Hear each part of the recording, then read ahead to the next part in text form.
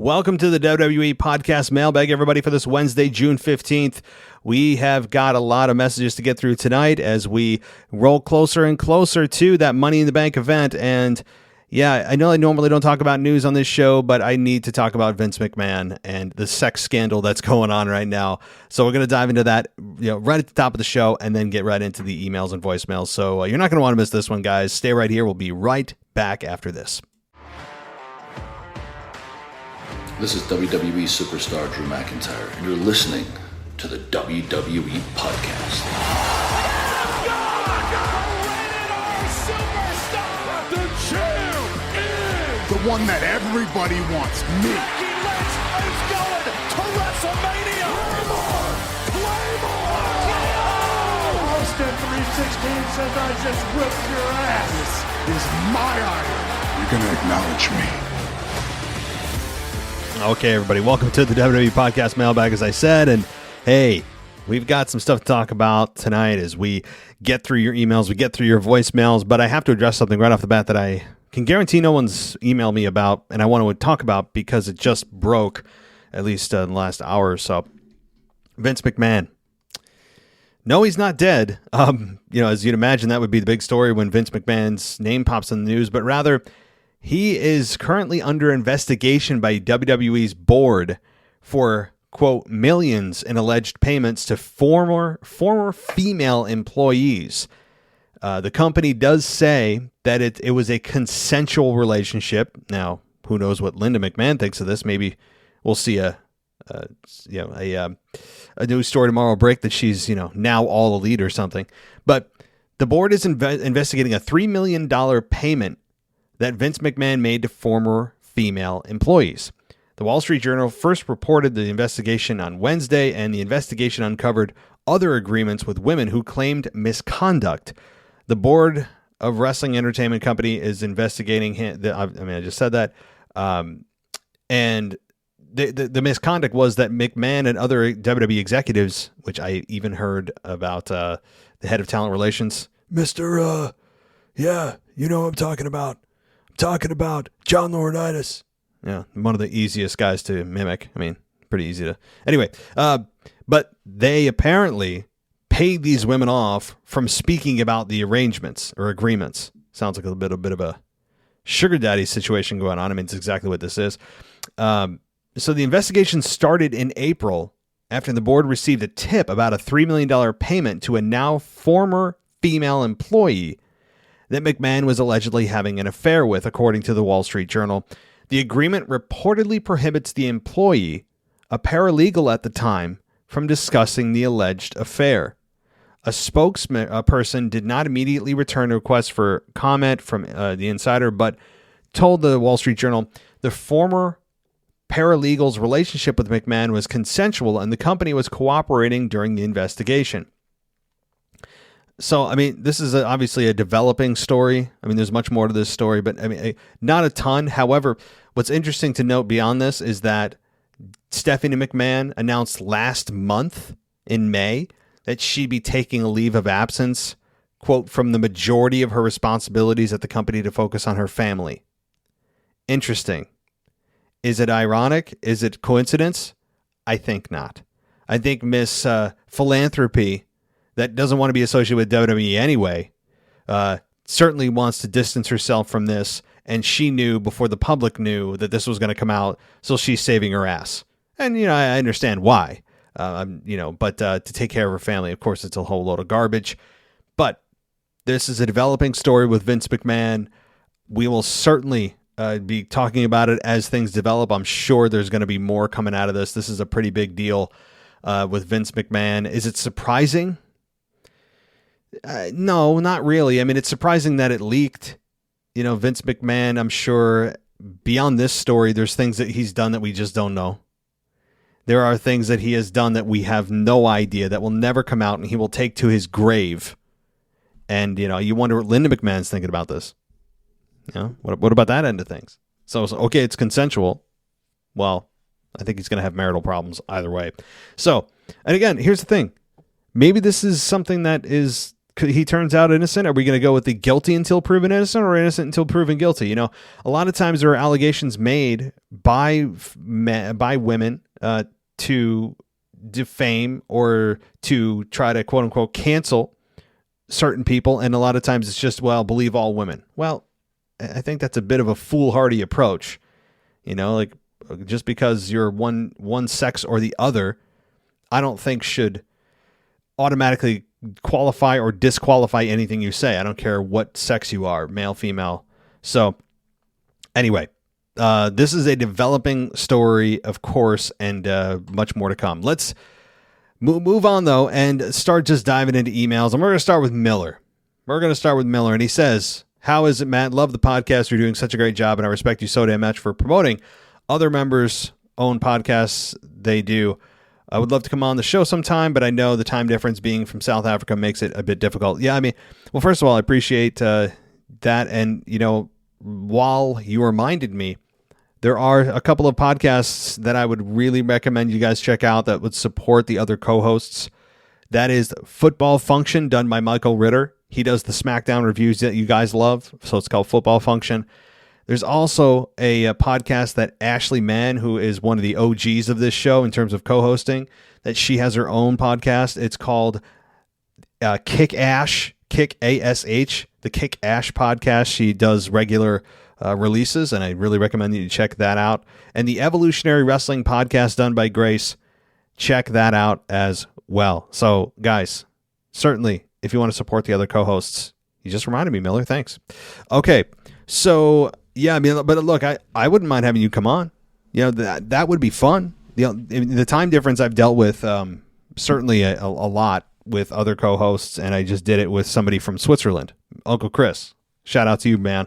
But it's not impossible because I telecommute from home half the time for my big boy job, and let's just say that I'm not always doing my big boy work. I may be working on this podcast, but just we'll keep that between us. So anyway. Well, maybe we can figure some out, man. Let's not cancel that out. Okay, but I have an idea for a segment or a short episode to do per week. Or if you think I should do it in the mailbag, which is a best and worst match, superstar, male and female for the week, move, dressed, promo, and also comment, opinion, question on mailbag. Okay, so yeah, I like the idea. It's something that we don't offer right now in terms of a best and worst of whatever you want. Match, like you said, clothing, maneuver, I don't know, whatever it may be. But it wouldn't be hosted by me. Okay, I have an overloaded plate. I'm not saying that, you know, my time is any more valuable than anybody else's, but I wouldn't have time to record that. I mean, if somebody wants to take a stab at that, go for it. I'm not going to say no if somebody wants to send me like an MP3 file with something like that of like a 10-15 minute episode and give me some kind of audio sample. I would be open to it, but it wouldn't be me co-hosting it because I already do. I do the 3 shows per week. I also edit and post like the other 6 shows that are done by our awesome co-hosts. So I have to post them in like many different places. You guys you don't need to hear the back end things and how busy I am. I'm not, we're all busy, right? But my point is, if you want that show to exist, then somebody's got to take it on because it can't be me. It's just, I have 0 time. Plus, I'm also doing the after show when I can pump an episode out of that. And I do the After Dark, which I haven't done one of those in a while, and I'm feeling one creeping up. So hopefully I can get to one in the next couple of days of that and the after show. So, I just can't do it. I like the idea, though. All right. I listen to every single show, and you're amazing co-hosts, and we'd love to be a part of the great team. All the way. Also, you see, exactly. So, Miller, send me a MP3 file. Or even if it's not MP3, if it's just in some audio format, I can convert it to MP3. Don't worry about that. Easy. So if you want this to exist, Miller, the floor is yours, buddy. Throw it into existence. Make it happen. Send me an audio file. I don't think that the internal messaging system on Patreon will allow you to send me a file. So email me. Email me that file. Send it to my because this email still exists. realwwepodcast@gmail.com. Send it there. Cool. Good stuff. All right, let's get to Mr. What do we go with here? Mr. Grim Reefer. Still hilarious. And he says, hey, WWE Podcast Universe, Grim here. I'm sending this week's mail in as early as I'm going to be busy this week looking for souls to take. Michael Ritto's SmackDown review and his top 5 wrestlers to take the titles from Roman. Although I agree with his choices, I want to add 2 to the list. The crazy mess coming from the WWE creative, where we are all led to think Roman is still going to be champion until the new year or even next year's WrestleMania, meaning Riddle, Drew, and anyone Roman faces this year, he's going to beat. Roman versus Rock at next year's Mania cannot be for the title, so he is going to have to lose them before then. You know, I know, Grim, you have a couple more things here, but let me stop there. While I am a big proponent of not including the championship in that match with Rock, with that we all presume is going to be at WrestleMania 39 in LA this year or next year, I could see Vince, if he's not, being sued or is not removed as the CEO chairman of WWE with the sex scandal. We'll see what comes of that. Could be nothing, could be swept under the rug, could be, whatever. But assuming he's still CEO, and he's still in control of creative, I would imagine that Vince wants this match with Rock to be as big as possible, and I could see the championship being included because that's what Vince does with WrestleMania matches, even if it actually detracts from the match. And Vince, I don't know, would really care because in his mind, championships and big stars in one match, why would you take one of those away? I don't think he would see it. I really don't at his age.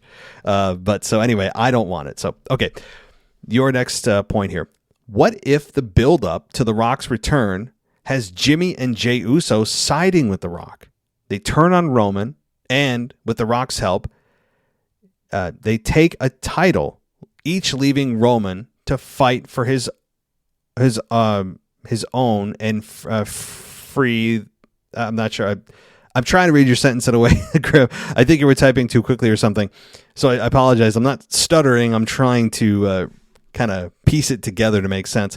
So you're saying they would turn on Roman, and with The Rock's help, they would take a title, each leaving Roman to fight by himself and fight The Rock title free. Okay, so ultimately you get to, I don't care how it happens, but The Rock and Roman can't have a championship. They just can't.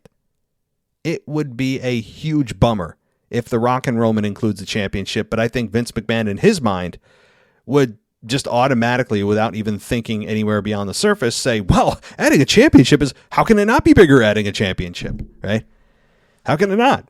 And so I'm fearful. And if I was a betting man, I would say WWE, Vince, includes the championship with The Rock, which is a huge detraction from that match for many reasons that I've stated in the past.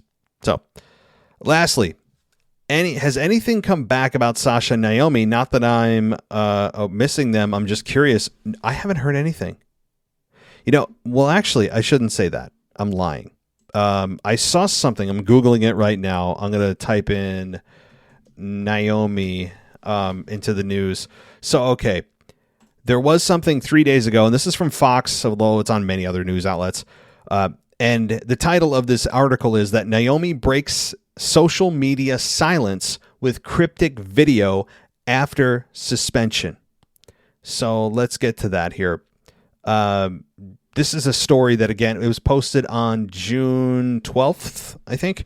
So they say that superstar Naomi broke her social media silence, posting a cryptic video to her account weeks after walking out. Let's see here. So Naomi, whose real name is Trinity Fatu, posted the video with a green heart emoji and said, "These are 5 things you need to hear today."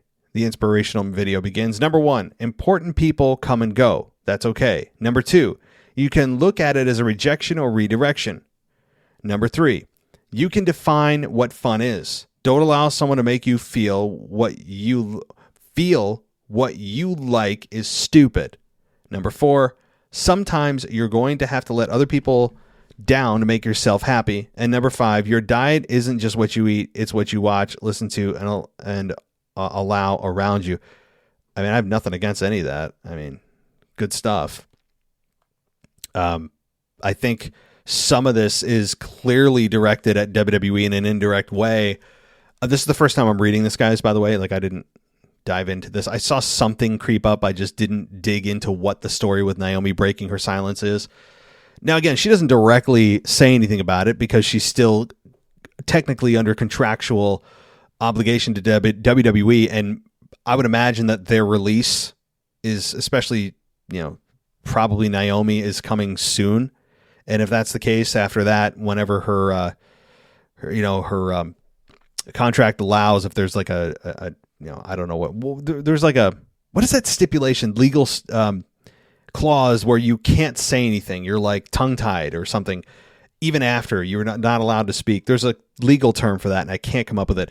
But if she's allowed to just say whatever she wants after her contract's done, and there's nothing in her contract that says even after it expires, you can't do anything after for 90 days, whatever. Whenever that is, we'll get the real story in that podcast, right? When she's legally allowed to, it's going to be much more fun. Right now, she has to be cryptic, because she would I think, put herself in legal trouble in a big way.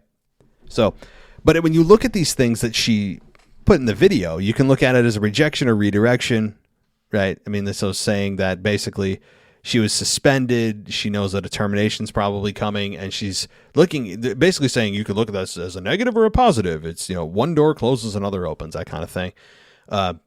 And also saying that you define what fun is. Don't allow someone to make you feel what you like is stupid. So saying that, things that she likes to do that are fun for her, WWE doesn't define as fun. And, there's probably more to that. Anyway, so you could probably dive in and find a lot of things in this little video she posted. So go check it out. All right, let's get to Charlie F. or Charlie Furman.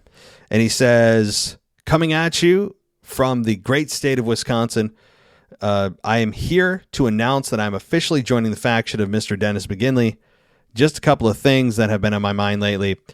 Number one, it's very disappointing that WWE wasn't able to find some way to use Paige since they got rid of Raw and SmackDown GMs. I thought she would have been a great manager for Ronda, but now I have a feeling she will just go to AEW.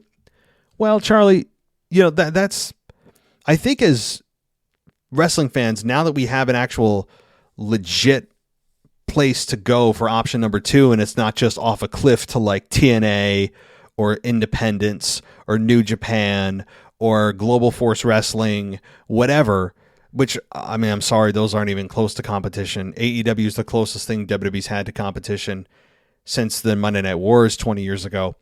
But I think we sometimes need to get out of our heads that the AEW is just going to automatically pick up anybody. Like, they're just going to pick them up. And there have been some times where they've picked people up that they probably shouldn't have, right? Like, they, sometimes they choose poorly. In this case with Paige, I think it would be a big lift for them, and particularly the women's division. This would be a good fit, not just a knee-jerk reaction, let's pick up WWE scraps, just for attention. This would be, again, would create buzz. People have been wanting Paige to return.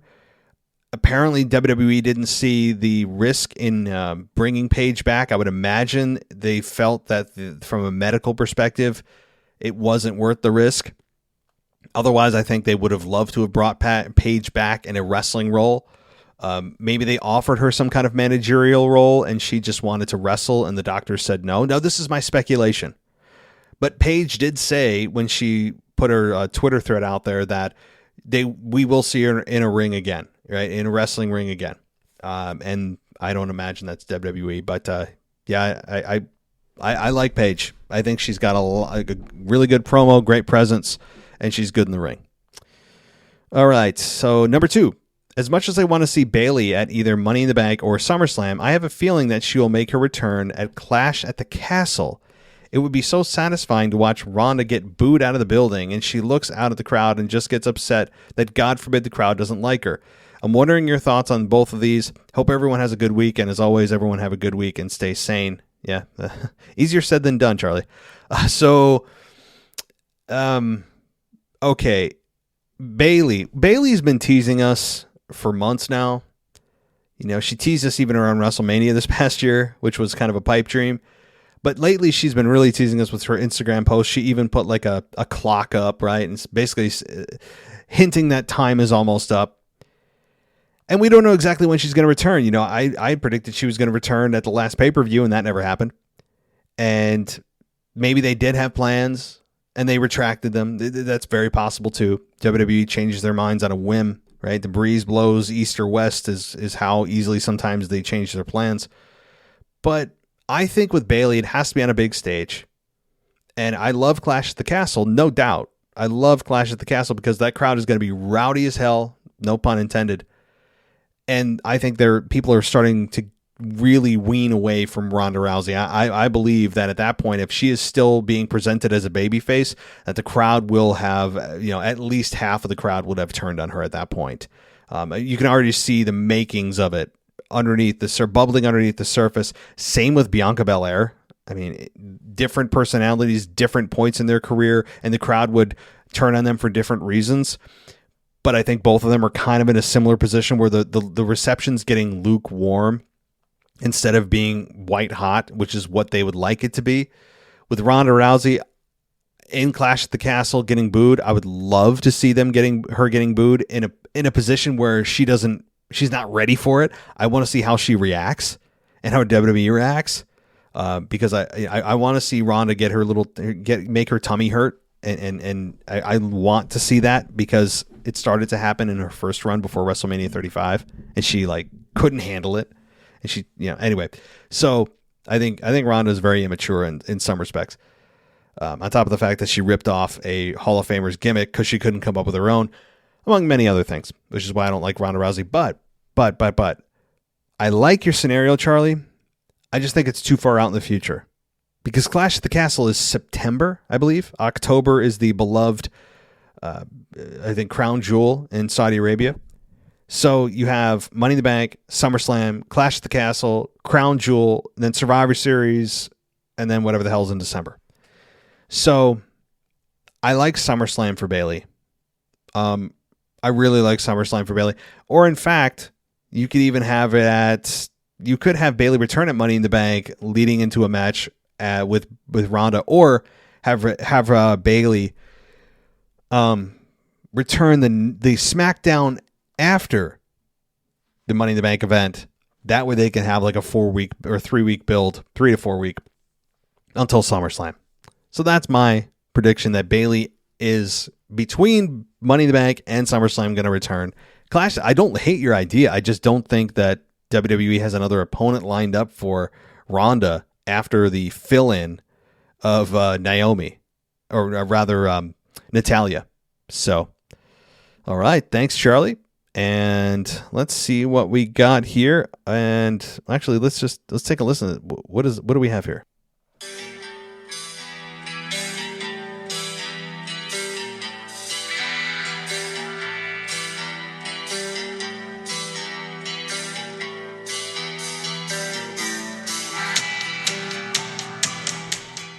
And you guys guessed it. That is Mr. Dennis McGinley. And he says, hey, none other than your heel of the Mailbag show, Mr. Dennis McGinley. All of you dumb nuts that put one finger in the air, did you know that means you only have one lonely friend?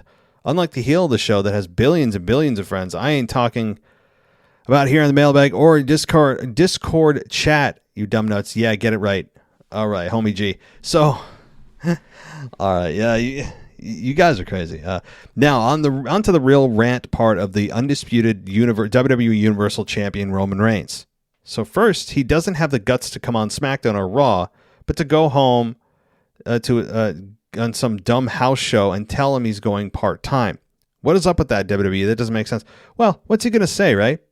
The thing is, if he does it on live TV, he can't cut that promo as a heel on national television. You do that for a local audience, because that's not something that is part of the story, which is why house shows have so much more flexibility.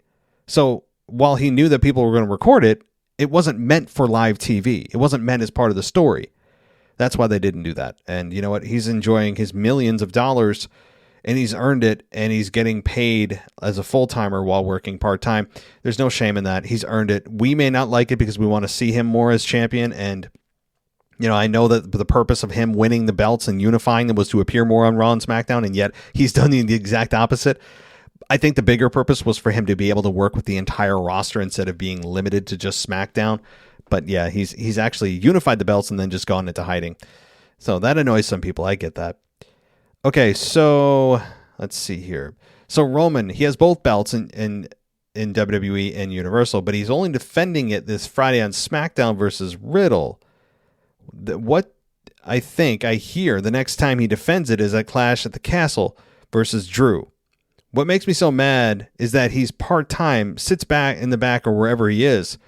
Come on, first WWE. He has 2 of the highest belts, and now he just goes part-time to not defend them at the premium live event. I have, let's see.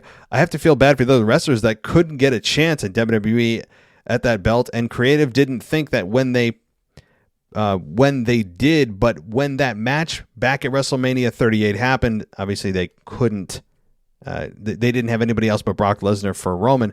I know that you don't watch NXT, but there are upcoming wrestlers that if they move to the roster could take Roman out and the belt.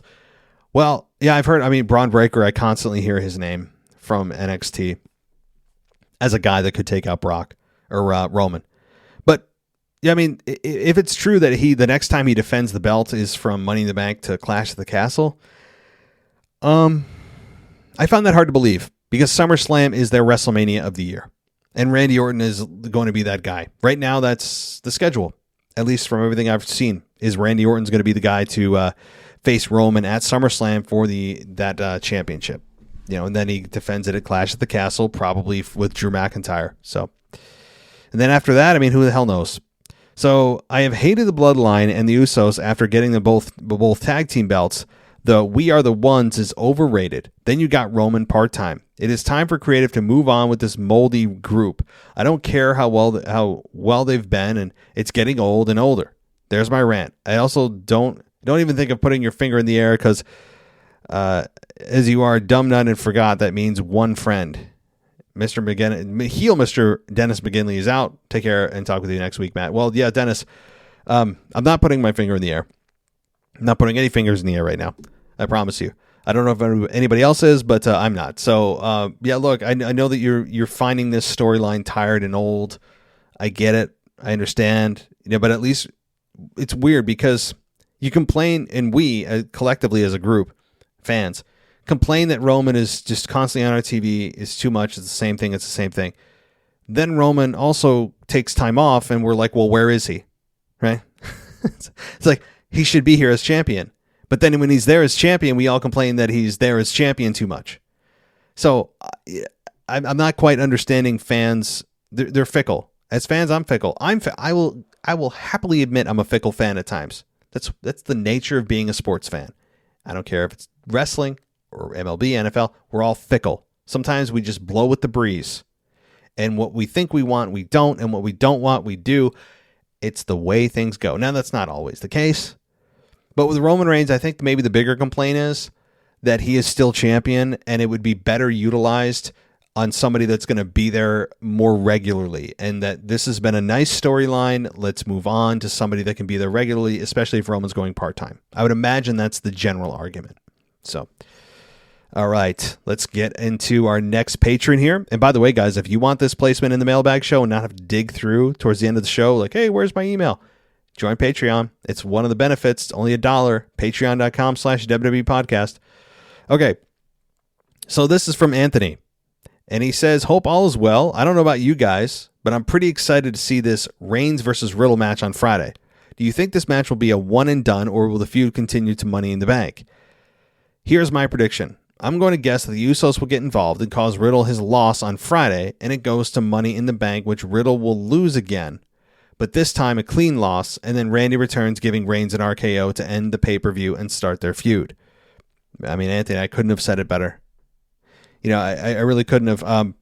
Because if Roman doesn't defend at Money in the Bank, that would be the second premium live event he doesn't. However, there are reports floating out there that he's actually missing yet another premium live event, which is probably Money in the Bank. It isn't an A pay-per-view or a premium. I just say pay-per-view. Whatever. You guys know what I'm talking about. it's not one of their A shows. SummerSlam is one, right? Like obviously WrestleMania, Survivor Series, Rumble. Those are your A shows. And Roman, I think, it's possible that this is a one and done, and we don't see Roman on Money in the Bank, and maybe Roman gets attacked on SmackDown next Friday. I think next Friday SmackDown is going to be very telling for where this is going for SummerSlam. If Randy Orton returns at Money in the Bank or after or whatever.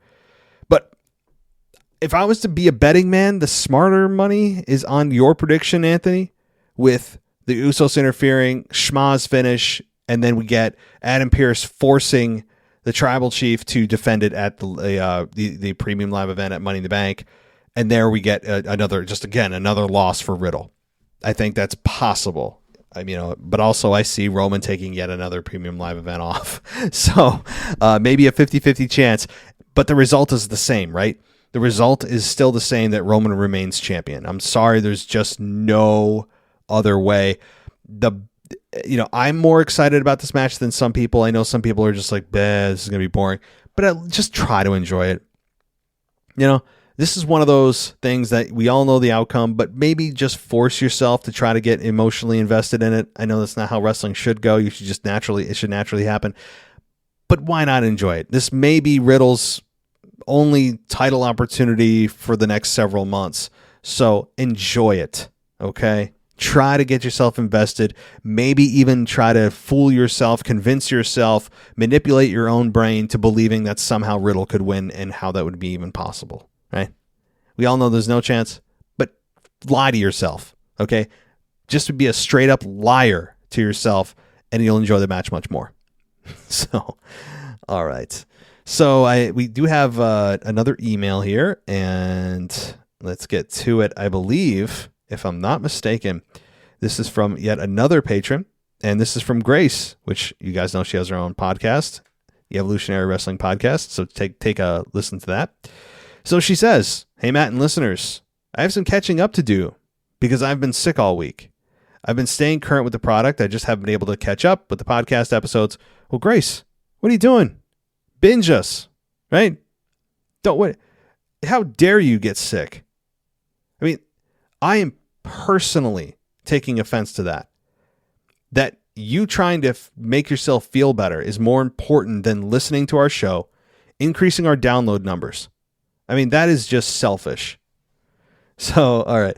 She says, first thing I want to talk about is Judgment Day falling apart. This may be old news to you, and you may know this already, but I heard the reason that Edge got booted out was because creative wanted them to make a supernatural group, and Edge was not a fan of that, so they booted him out. I heard that too. I don't like it. I don't buy it. I think that, number one, there was no hint of that on Monday night either. It's not as if they started to do spooky stuff. And didn't they learn their lesson with The Fiend? I mean, if they didn't learn their lesson with The Fiend and Lily and Alexa Bliss going downhill, I mean, that was a straight up message from fans to WWE. I mean, WWE loves to send us messages. Well, we sent one right back. This is hokey crap, right? When Alexa Bliss started with all the, Lily and winking, and it got too hokey pokey or hocus pocus, hokey pokey. What the hell am I talking about? So it just got too much, right? It became a circus. It became laughable. Remember Shayna Baszler backstage? Everyone's mysteriously missing and she gets trapped in a room or something with Lily. So if it becomes supernatural, if that's the reason, if that's true, that's awful, and it's going to backfire, and the group is going to be disbanded within a month because fans aren't going to buy it. So I hope that's not the case. Plus, I think they saw it was successful and on a great track without that crap. It was doing very well, and people were speculating and talking online about who could join, and nobody was saying, "Oh, they should do more supernatural stuff." Nobody was saying that. Nobody wanted it. It was all about who could join. Great promos from Edge. Cool Rhea's there. What a great rub Edge is going to be able to give Damian and Rhea and whoever's going to join. And Edge is cutting great promos every week. Honestly, nothing was needed here. They were already doing everything they should have. And they went off the rails for for reasons unknown, other than one that you speculated here with supernatural crap, and others with the whole, well, Cody got injured, and we need another babyface to fill his spot. Edge, I'm sure, is pissed. I'm sure he's like, hey, we had a good thing going here. What are we doing? So I'd love to get Truth Serum in him somehow and be able to have Adam Copeland come on the show and be like, hey, bro, what the hell's going on? Tell me the truth. We'll never get that, of course, but he's contractually obligated to the company. He's not going to say anything. All right. So I was not a fan at first of Becky being anywhere near the 24/7 title, but now I understand that it's all about her downfall, and it furthers that story. But I am curious, when she hit rock bottom, no pun intended. Yeah, I wonder if that was a pun by Becky. What will be that point? Because I have no prediction. I don't know. I mean, maybe that is, and maybe that's a way to look at it, Grace, that I should look at it, the lens I should look at it through, with Becky being involved now the second week in a row with the 24/7 championship match, even though it never really happened because of Asuka. Maybe that's the lens we should look at it through for people like myself who are saying this is ridiculous. She's Becky Lynch. Why is she involved in a title opportunity of which, by the way, every fan that exists is eligible for, because it's anyone, anywhere, anytime can do it. So, or can compete for the 24/7 championship. So, yeah, maybe that's it. And I don't know, whatever her rock bottom is, it's going to be fun to watch. It could come at the next loss. Maybe when she faces Asuka again, she loses. And then you just see her just completely disheveled. I mean, she's already 75% of the way there. Maybe there's another level deeper of her depression that we haven't seen yet. And that's great, because guess what happens when you're at rock bottom? The only way to go is up. Just like when you're at the top of the mountain, only one way is down. So I'm looking forward to it, and I think we'll know. We'll know when that low point is, because it's going to be fun to watch her ascent back up. All right. Last but certainly not least, can we please, for the love of everything that is good in the world, take the mic away from Ronda? Are you kidding me? Oh, yeah. Thank you for bringing this up, Grace. Are you kidding me with title shot skis? You're on skis? Yes. Okay. I wanted to throw my remote through the TV. I have a lot more to say about her versus Natalya, but that's a whole other rant. Hope you have a great week, everyone. Thanks, Grace. And everybody, again, check out her wrestling podcast, the Evolutionary Wrestling Podcast. Definitely a great voice here. So, and she also came on the show a couple of times for co-hosting. I'm glad you brought that up. I mean, not only is Ronda not good at promos from a volume standpoint, from a cadence standpoint, from a body language, her stupid little side smile she does that's not endearing. I think it's just a nervous tick. It's just like one of the things she does when she just is in silence. She can't just not do something, so she just does her side smile that you just want to slap her right off her face. And she also doesn't know when to start a promo. She always starts it when the music hasn't cut off yet. Like, you have to wait for the music. The production truck will know. You put the mic up to your mouth, the production truck will fade out your music. Instead, the second she puts the mic up to her mouth, she starts talking, and then you don't know what she said the first, sentence. It's never anything that's, poetic. I mean, she's not exactly Shakespeare on the mic. It's always just something canned and memorized, and she's just like, okay, let me get these lines out. She never says anything with conviction. And like you said, she has to say stupid crap like this that's supposed to be funny, that she probably thought of in the back. That's like, oh, that's going to get a reaction. That's funny. No, Rhonda, do you not have the self-awareness that you're not a comedian? That your best days of being an athlete are behind you? Most likely are. And you're what exactly makes you the baddest woman on the planet? Because WWE says so? Because that's just your nickname? What exactly is it? I mean, there is so much to Ronda that I can't stand. At the same time, in the ring, she has adapted well, generally speaking. And she still has that kind of she has a certain gravity to her. She's an attractive woman. You don't see an attractive woman also be super dangerous at the same time. So there is that interesting dynamic. And for one other thing too, not only the shot skis and the title, all your on skis that didn't catch anybody in any kind of laughter. at all. Like nobody. She was probably pausing for effect and like listening and like, hey, I'm going to get some laughs out of this. It's like, Ronda, like nobody's laughing at all. The other thing that'll annoy you, and I tweeted this out, I think at the last Premium Live event match she had with her, Charlotte. It might have been at WrestleMania Backlash on the I Quit match. Ronda needs to either find new wrestling gear or stop her habitual need to pull at her tight little yoga pants or shorts that she wears, because she's constantly doing it throughout her match. Like if they're that tight to you, or at least if they annoy you that much, they are that tight, find new gear. I understand she's trying to, it's athletic wear. It's probably, easy to wrestle in, but it also is extremely distracting when you're pulling and tugging at your crotch for half the match. It just is.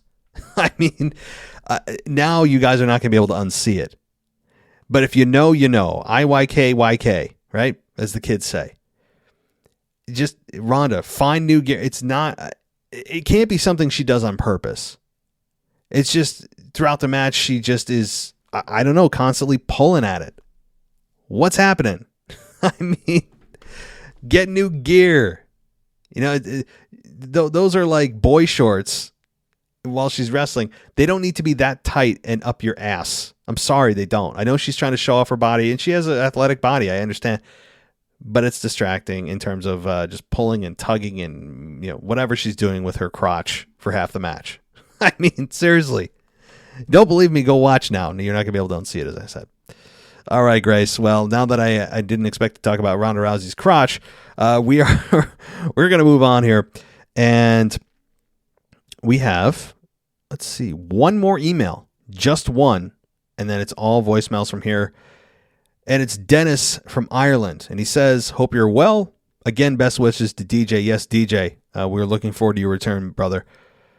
Especially, I really miss and of course I miss your voice and your emails, DJ, but I do miss the Veer Mahan report. Like we don't have an in-depth reporting or a reporter or anyone to really analyze the complex character and storyline that is Veer Mahan. So we need to know what's going on with him, man.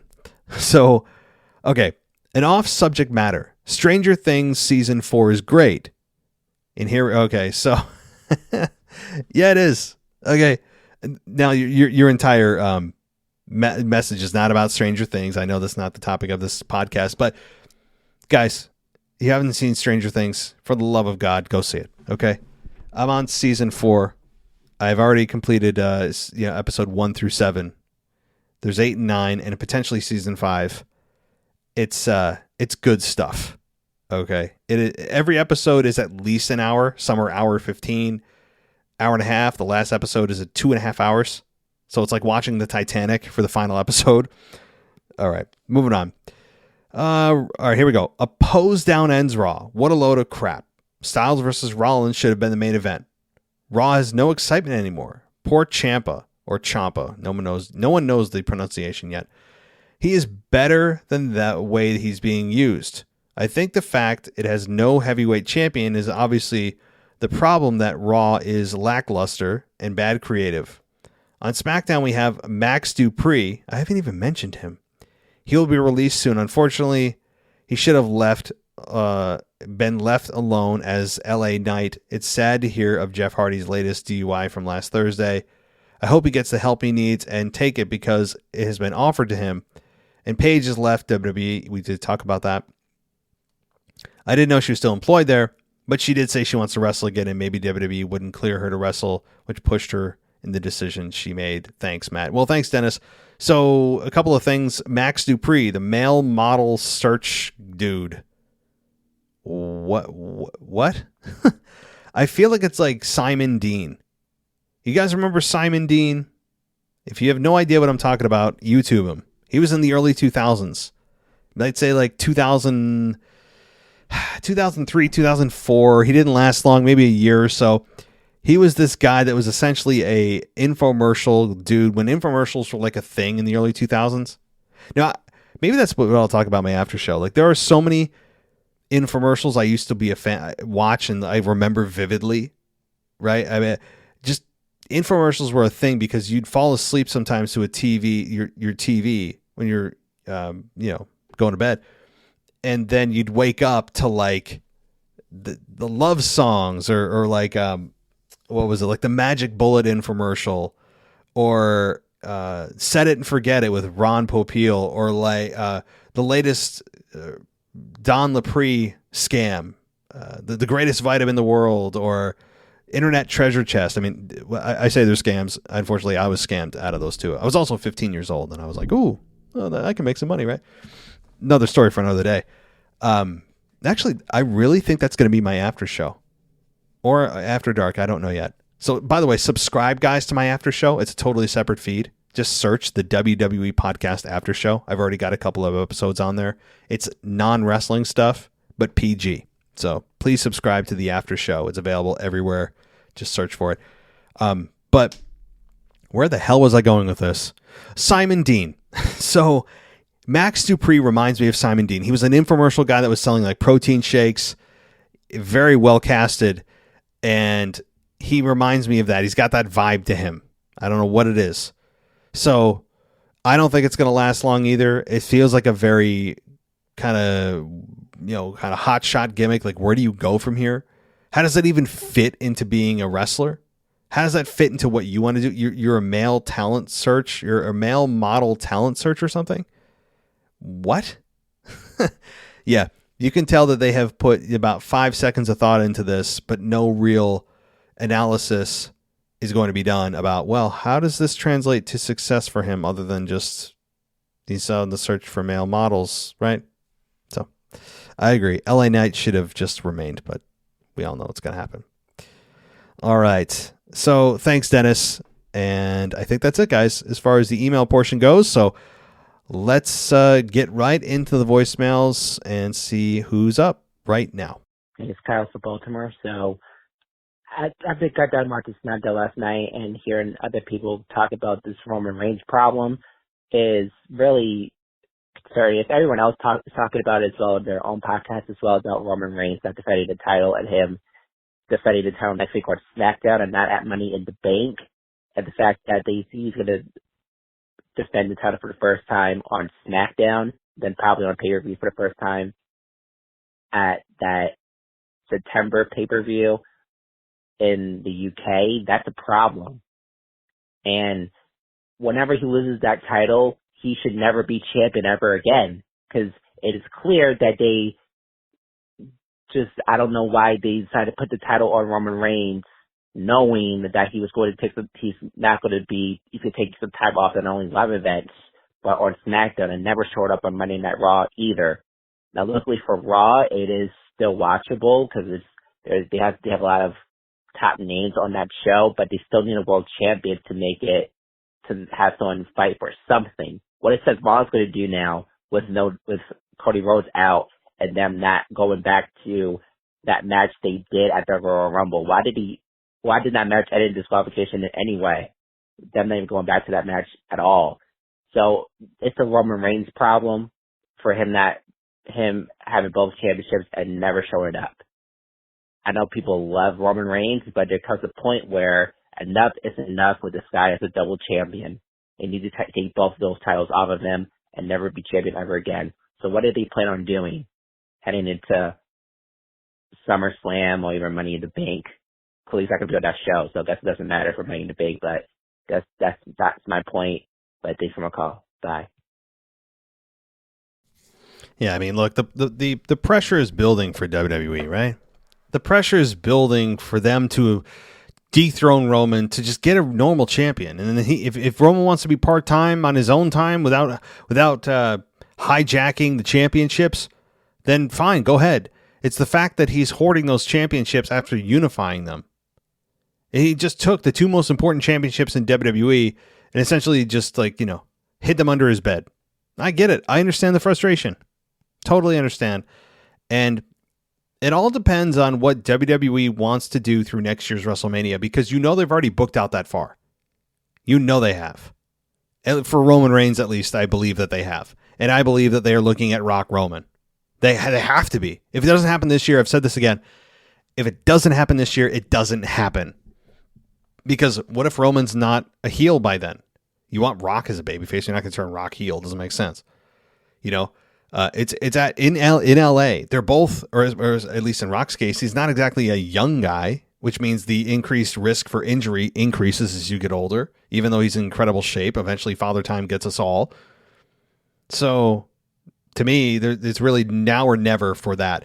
And if they've already booked out that far, and Vince is dead set on the championship being included in on that match, then Roman's champion through next year's WrestleMania. And if that happens, he's getting dangerously close to the 1,000 days as champion. He's 65% of the way there already. And I hope I'm not putting, some ideas in creative's mind here. And if they didn't think of that, they're like, oh, wait, what we could do with 1,000 days as champion? Oh my God, imagine the celebration. Imagine that. So, I know you don't like it, and a lot of people don't like it, but I still think it's here to stay. I hate to say, I want to be the guy to say, they'll take it off Roman by Money in the Bank. Randy will take it off of him at SummerSlam. I think it's there at least through next year's WrestleMania. If you guys were to put a gun in my head, perhaps Roman is champion through next year's WrestleMania after he beats The Rock. Just the way WWE is booked. I hope I'm wrong. I hope I eat my words. I want to eat my words, because I do understand the frustration for sure. Thanks, Kyle. Let's continue. Hey, Matt. Brad in New York. Okay, a couple things. I just heard you talking about Lacey Evans and the I'm not better than Xia Li, but she damn sure ain't better than me comment. What I think she needs, this is the way at least I take it, is not like I'm not a better wrestler than her, but she's not a better wrestler than me. I think what she's saying is, I'm not saying, like, the humble humility aspect of it, I'm not saying I'm better in any way than Xia Li, but she doesn't have the heart of me. She doesn't have the drive or the determination of me. And I think that's what she's trying to say. At least that's the way I've taken it the whole time. She said it every single time he's been on TV, basically. And truthfully, I don't really mind it that much. I don't know. With regards to the championship, with Roman having both belts, I don't understand why every match seems to be for the unified, universal WWE championship. Like, why can't Riddle say, I want that WWE championship, or I want that universal championship? Is every match from here on out going to be for both titles, whether it's the tag team titles or the heavyweight championships? Because if that's the case, then why not just merge them into one belt and forget about having a Raw one and a SmackDown one on both sides of that? So, I think it would be a lot cooler if you could challenge for one belt or both belts or no belts, whatever. But I don't know. I just hope that they will go back to, being able to separate those at some point, because I don't think it's good to have a one without a championship, Raw or SmackDown. I think that both shows need a championship. So just wanted your thoughts on that. And, yeah, man, have a good night. Good show. Hey, Brad, hope you're doing well. I feel like it's been a while. So, yeah, I mean, maybe that phrase by Lacey Evans annoys me more than most. It doesn't make me freak out. I mean, I probably spoke more about it than I needed to on the last Raw Monday Night Raw review. And yeah, it's just that Lacey Evans, like, it's a cute line, and it's something that they came up with, or she came up with on her time off. But, that's, I don't know. To me, when you say, well, I'm not as good as you, but you're damn sure not as good as I am, right? Or you're not better than I am. I don't know. I understand what you're saying, that I have the heart, I have the humility or whatever, but is it really humble to say you're damn sure not better than me? It's kind of the opposite of humility, right? Even though her previous line is, I don't know if I'm better than you. Okay, that's humble, but you're damn sure not better than me.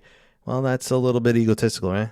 So who knows? We're dissecting this way too much, but she's found her little tagline. She's found her cute little way to end a promo, and now we're going to hear it from here on out. I'm sure it's not the worst thing in the world.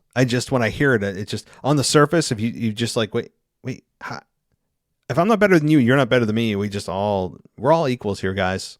a safe space. I don't know. One of those things that my brain latches onto for better or worse. Okay, so yeah, look, the Roman topic seems to be absorbing a lot of the podcast, as I expect it to be, and I understand why. I'm not complaining to you guys. I'm sure I'll have a couple more voicemails related to this. But if you're asking why don't they defend them separately, well, that's the whole point of the unification match at WrestleMania. The point of the unification match is to do exactly that. Unify the championships. Meaning, when you unify something, you know, I'm not saying this in a condescending way. I'm actually trying to make sense of this while I'm, you know, answering you, Brad, is that, you know, it's when you unify something, you bring it together. And if they want to tear it apart again, I mean, it's not that they can't. They've already have separate belts. They have yet to create a separate championship, which I don't think they will, because I think they like the visual of Roman with two belts. I think they feel like it makes him appear even more of a champion than just carrying one belt that they redesign or something. So I still believe that they're going to defend it as one, unless a storyline comes up and saying, like you said, okay, I want the WWE Championship. I know it was unified at WrestleMania, but that belt means a lot to me. And then, like you said, Raw has a champion again. But by the same breath, then Roman won't be able to compete with the guys on Raw, which was the whole point of one of the biggest points of having him unify the belts was so that he could come to Raw and work with the entire roster. So eventually maybe somebody takes that away. And also, what about the brand split? What I mean by that is, if you're going to do away with the brand split, if they don't have a draft this year, then that makes sense that they keep that as one championship and actually get a redesigned championship belt to symbolize the one unified championship rather than holding on to these two separately. So if they're going to continue with the brand split, then yes, the one brand does need a world champion and the other one does too. If they're not, then keep it as is. If they're just not going to have a brand split, no draft, and then keep the belts as is, except just create, just like I said, a unified belt to stop with the two belts. So, all right, Brad, thank you, buddy. Good to hear from you. And let's continue on here. A few more voicemails. I think we have 4 more. So hang in there tight, guys. A few more and we'll be done here. But let's see who's up next. Hello, everyone. This is Memphis Mark from Mullet Manor. And, man, what a Raw we had. As far as Rey Mysterio, can anybody get thrown further? I'm sorry right now. I'm kind of distracted. I'm trying to get all my Cena gear back out for his appearance in a couple of weeks. And man, this past week, AJ, Mustafa, man, Chad, man, these guys, even KO, they just tore it up.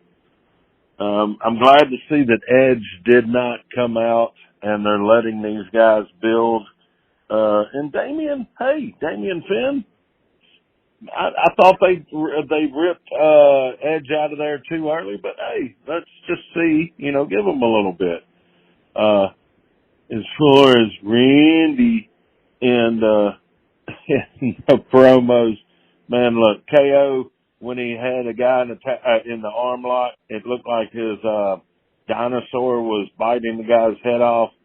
And AJ's match, just fantastic. Seth, always good. Montez Ford, oh my gosh. But look, guys, I got to go into this. Look, this week, Tony Khan suffered a loss with a family member wrecking his Lamborghini in Miami and losing a family member. It doesn't matter how you lose a family member or what the hell the circumstances. It was his family. And, it's sad. But then we got to go into Matt Hardy. And I don't know where I'm at on the mailbag and if anybody's mentioned this yet, but I have been in Matt's situation 20 years ago. And, man, it's hard to get help. I was running bars and they cut it off from me. Once I had to start paying for it, I stopped. But for people that's a serious problem. and not to make light of it at all. And I hope he gets some help, man. What a freaking waste. What a waste. All right, guys, spay and neuter, rescue when you can. This is Memphis Mark from the Mullet Manor, and I'm out. Well, there he is, guys, the man, the myth, the legend, and now somewhat of a contributor to the show. He actually, Memphis Mark has done the thoughts on Jeff Hardy. That was just a kind of a quick few-minute show, and also has done some AEW reviews, of which we'll continue at least for the next couple of weeks until Mimi returns, which she should be. I'm looking forward to her return. Not that you guys aren't great, those of you that have done all the filling in for Mimi, but she kind of created a following, and certainly looking forward to her return, hopefully in the next few weeks. And so Memphis Mark, jeez, I have to say, Rey Mysterio getting thrown around. Do I feel like he's gonna? I feel like he's gonna die. I mean, there have been times where, especially when he's faced like the Big Show. I remember him being thrown by the Big Show, like tossed into the ring post in like a very violent way. I'm like, yeah, he's dead. I mean, the bumps Rey Mysterio has taken because of his size are scary. I mean, he's a durable dude, and he's had his injuries with his knees and things. But Rey Mysterio, you got to give him props. Even though I at this stage in his career, he's in the give back mode stage. He is a guy that is it's really hilarious at times to watch. It's like he's being tossed around like a child. So yeah, that is very true. And yeah, the Jeff Hardy thing, and Tony Khan thing, sad stuff this week with Tony Khan's family member in the Lamborghini. I saw that. And as far as the whole deal with Jeff Hardy, I mean, I did talk about that at the beginning of was it this show? No, that was Vince McMahon's show. On a previous show I did, I think yesterday, just discussing Jeff Hardy, and I hope he gets help too, man. And especially like you said, Mark, if you have personal experience with this situation, whether you're in Jeff's shoes or Matt's shoes, doing it yourself and trying to cope with the addiction, or trying to help a family member or a friend who has an addiction, it's difficult, and you don't know until you know, right? And so, I wish nothing but the best for Jeff. He's certainly, throughout his years, had many issues and run-ins with the law and addiction. So, all right. Well, thank you, Mark, and hopefully we will talk soon. And a few more voicemails, and as Mark would say, we'll be out. But here we go. My name's Augustine Castaneda, and I'm from California, Northern California. And I just kind of wanted to touch bases with you, man, and see what you thought about Edge and Judgment Day. I'm still kind of hurt about it, but I would really, really like to see Edge actually come back darker. I don't know if that's possible, but it'd be pretty cool to see him come out with the Brood music. Maybe bring back Bray Wyatt and Alexa Bliss and create a really dark group. That's kind of it, man. I wanted to keep it nice and simple for you. I want to see, maybe what you think about that, but I think that would be really cool. If he came back darker and they took out the Judgment Day, because honestly, the Judgment Day that group was good to last maybe about 2 years, man. But, kicking Edge out, that was probably the worst thing they ever did. So just kind of want to get your thoughts about that, man. Hey, Augustine, I believe you're a first-time caller, so very good. Thank you for calling in all the way from California. Good stuff. I like it. Okay, so my fear has been, you guys already know my thoughts on Edge being banished from his own group so soon. Made no sense. I've covered this. But I didn't even consider that he could come back, not as the rated R superstar, or as Tony, I'm not even going to do a Tony Chimmel impression. It'd be embarrassing. But it's possible that he turns, like you said, turns darker. He embraces the darkness even further. I love that. And maybe he does bring back, maybe that's kind of a fantasy booking here. I don't know the likelihood of it, but imagine it. Yeah, like you said, if Bray Wyatt was to join him or something.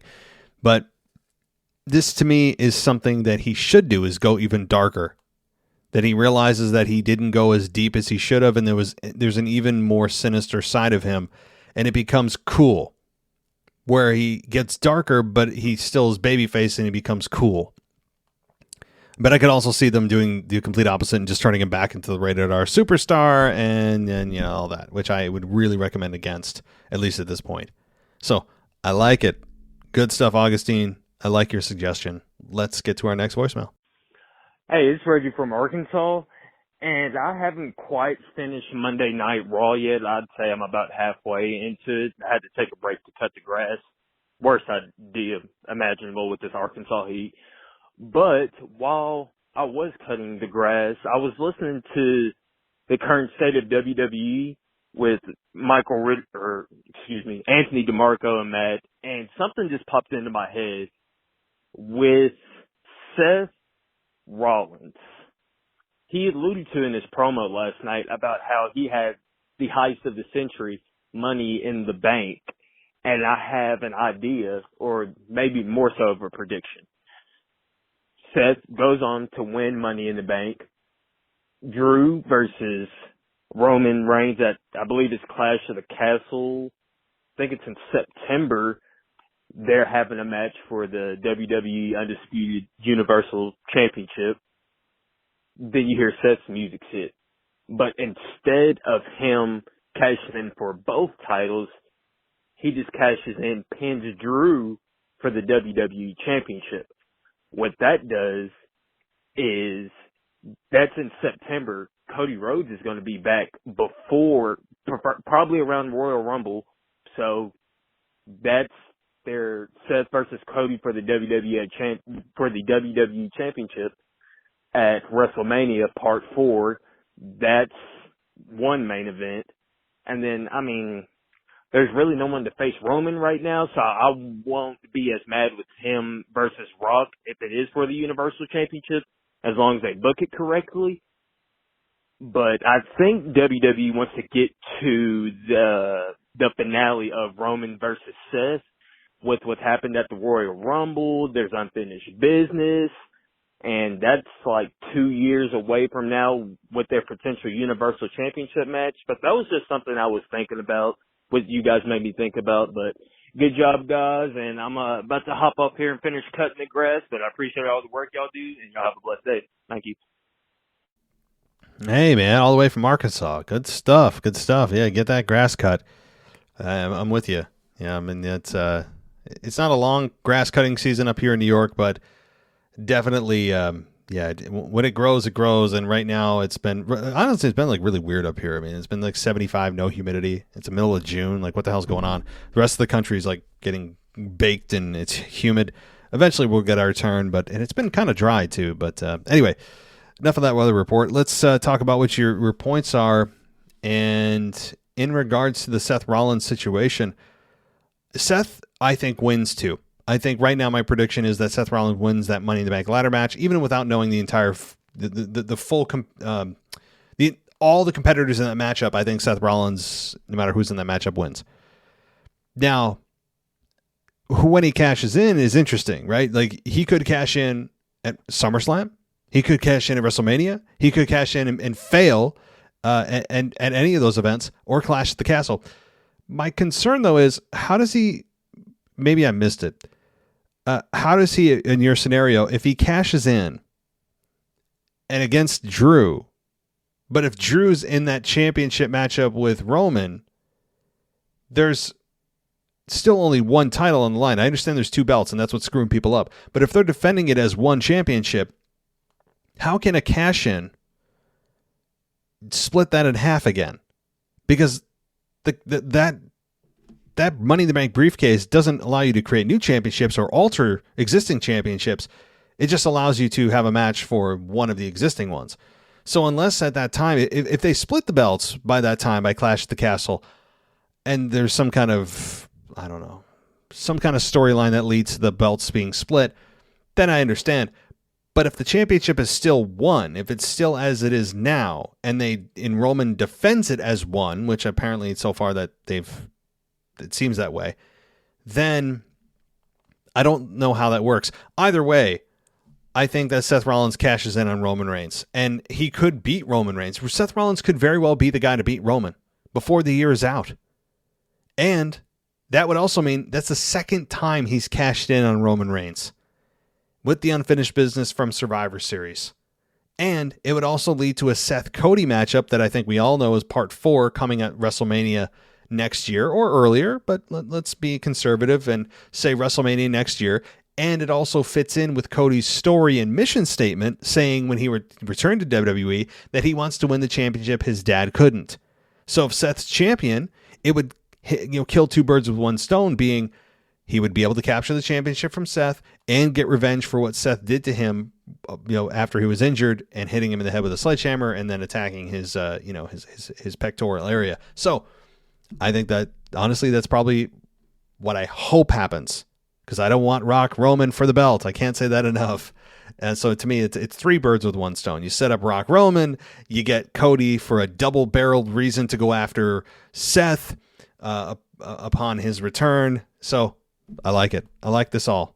All right. Well, thank you everybody for all of your emails, all of your voicemails. It's been a fun episode. And tomorrow is, what's tomorrow? Well, as of today, tomorrow is Thursday. But what's coming is, of course, your NXT review, your AEW review, your WFTW, which comes to you this weekend. And of course, a WWE Retro, which will be coming to Friday. So I hope everybody enjoys the rest of their week. I will be hopefully trying to pump out some video as well, which I haven't done in a while, and bringing up infomercials. How about infomercials? Early 2000s infomercials, as just kind of like, I don't know, I'm in a nostalgic mode. And for those of you that don't know what the hell I'm talking about, aren't going to tune in, but I really would appreciate it if you subscribe to the after show. It's a totally separate feed. Search for the WWE Podcast After Show. It's not here on this particular feed, but I'd really appreciate it if you could give us a subscribe there, because I'll be pumping that episode out tomorrow. It's kind of a fun 20-minute non-wrestling episode topic to discuss, as well as if you guys could go ad-free and don't want ads, patreon.com/WWE Podcast. Apple Podcast is 99 cents a month, $10 the entire year. I'm also offering subscriptions on Patreon. If you subscribe through the entire year, you get a 10% discount. So that's available on Patreon for new patrons only. If you want to subscribe on Patreon for the entire year, it's 10% off right now. So consider that. Or our website, wwepodcast.com. Subscribe there. Use promo code Roman. Get yourself 50% off when you go VIP. Boy, talk about infomercials. I just cut one. All right. Thanks, everybody, for listening. As always, take care, and I'll talk to you next time. Thanks for listening to the WWE Podcast. Don't forget to subscribe on your favorite podcast app so you don't miss a show, or head to wwepodcast.com. And for all of these shows ad-free, head over to patreon.com/WWE Podcast. Until then, we'll see you next time.